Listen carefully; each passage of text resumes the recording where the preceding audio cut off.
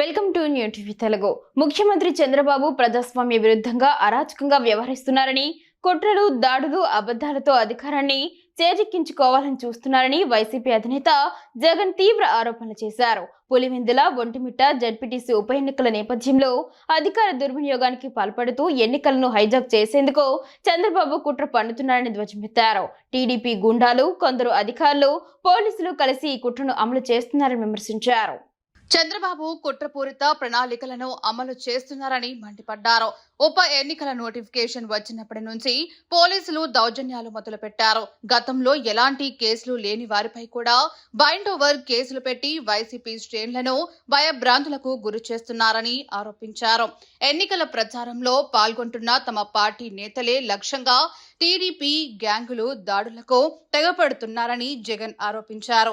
August 6న MLC Ramesh Yadav నేత వేల్పుల రామలింగారెడ్డిపై హత్యాయత్నం జరిగిందని, వారి కారును ధ్వంసం చేసి నిప్పట్టించే ప్రయత్నం కూడా చేశారని తెలిపారు. ఈ దాడుల సమయంలో పోలీసులు ప్రేక్షక పాత్ర పోషించారని విమర్శించారు.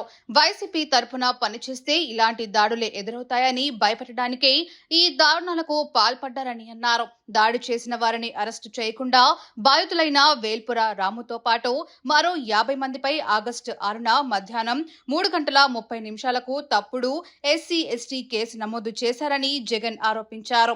ఆగస్టు 8న మా పార్టీ నేతను బెదిరించి ప్రలోభ పెట్టి ఫిర్యాదు తీసుకొని రాఘవరెడ్డి, గంగాధర్ రెడ్డి, వైఎస్ భాస్కర్ రెడ్డి, దేవిరెడ్డి, శంకర్ రెడ్డి వంటి వారిని పోలీసులు నోటీసులు ఇచ్చారు.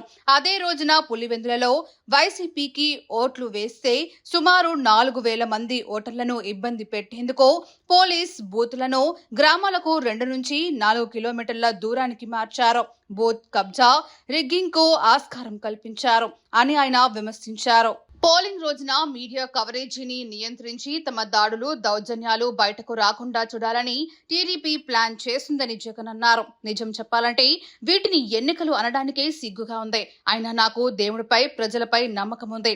అంతిమంగా ధర్మమే గెలుస్తుంది అని జగన్ విశ్వాసం వ్యక్తం చేశారు.